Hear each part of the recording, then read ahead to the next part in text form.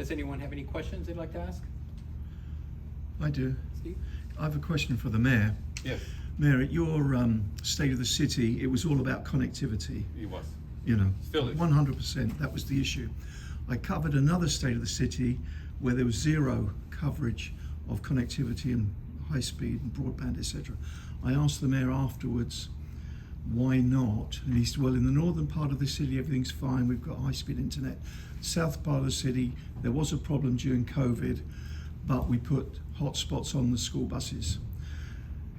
Why do you think it is that it's only Brownsville and Pharr that have embraced this issue? It can't be that Pharr and Brownsville residents are the only ones that deserve and need high speed. I go to the Council of Government meetings and I keep asking, is there a task force looking into this issue? And I'm told there's not. How come it's only Pharr and Brownsville that have picked up the baton here? And can you, as a city leader in Pharr, do anything to spread that out, to spread it out and go into other cities? Sure. Thank you for that question. I can only speak on behalf of the city of Pharr. I have no. Can you get on the mic so Sorry. everybody Yes. can- Mm-hmm. Sorry. Thank you for the question. As Mayor of Pharr, I can speak on behalf of the city of Pharr. I don't know what the plans are for Brownsville or any of the community. We all need it. The analogy I can best tell you is that look, everybody has roads. I understand that, but the argument has always been there's caliche, dirt roads, and then there's roads. And most people would tell you, well, you have a road, you have caliche, you should be satisfied with that. I disagree. Why should we settle? In the city of Pharr, we're not going to settle. We're always going to have the best equipment, the best roads, the best of everything, because that's what we deserve. I don't need anybody's permission. That's what we're going to do in the city of Pharr for our residents. The rest of the state can do whatever they like. We're here to partner with anybody who wants to partner with us.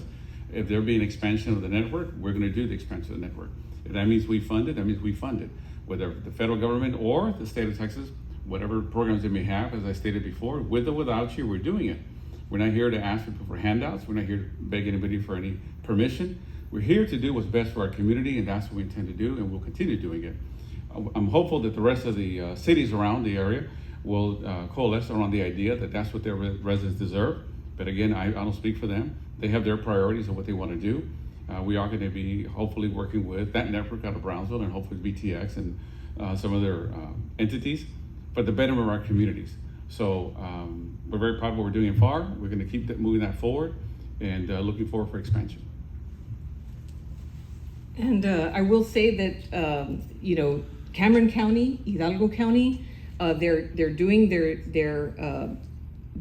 feasibility studies and their plans for broadband expansion. So they have taken the charge that Pharr presented and are following the same best practices, right? So they're doing their feasibility study. Actually, Cameron finished their feasibility study, and I think they already have an RFP out for who could do the actual build out, right?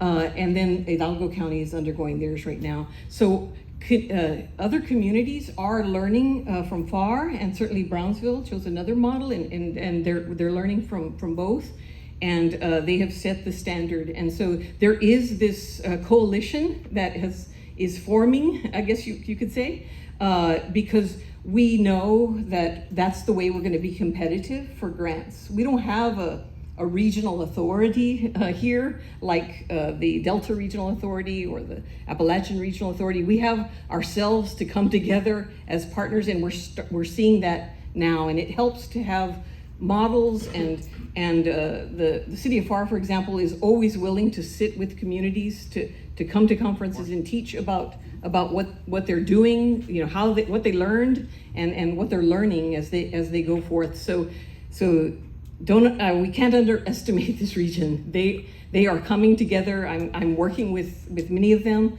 so that we can have the most competitive grants to attract funding to this region. And it's awesome that we have the champions here, right? That they can always talk to, right? And say, how do we do that? How do And because it's not there's not a one size fits all, right? But you have to first. That's what Pharr did. Make a plan. So they were ready. When ARPA came down, they were ready to act. There was no moment.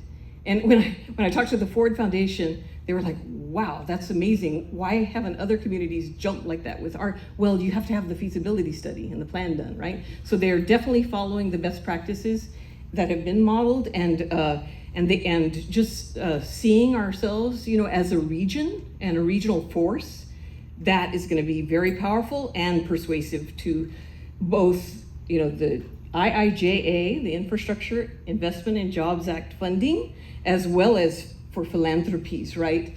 And we have been invited to tell our story, right? And so I'm collecting the stories of the border region to share with philanthropies. So it's in the works. But is it not the case, I mean, you follow the federal scene as well as anyone here, is it not the case that if the Valley doesn't move more quickly, that money will go because it's first come, first serve? Are we late to the game here? Not at all late to the game, right on time, I would say. I think the challenges are more going to be the federal maps, right? That everybody, it's not like just this region is complaining, right? They're not accurate, right? So they're working on that, and we're in constant conversation with NTIA and the Texas Broadband Office as well about that, right? Because we know that, according to the 2021 U.S. Census American Community Survey, 54% of households do not have a subscription to fixed broadband in the RGV counties, the 4 counties of the RGV. That is significant, and that is that's what people know. Do they have it or do they not? So that's what we need to be looking at. So Pharr has gotten together with others, and we're presenting the facts, right? And the community studies that have been done, the surveys, right? As part of these feasibility studies.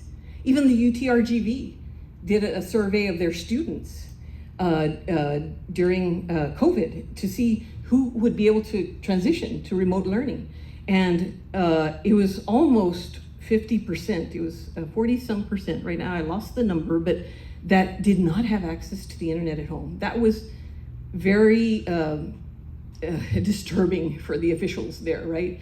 And so they too know that we need to get together and solve this. So I think it's not going to be easy, but we have all the tools we need. We have the data we need because Pharr and others started working a long time ago, and they're not scarcity minded. They're very abundant in their thinking, and they share information and working with the other counties, right, and the other cities all along the way. So, well, thank you so much. We're gonna move some interviews right outside, if that's okay, because there's another meeting to be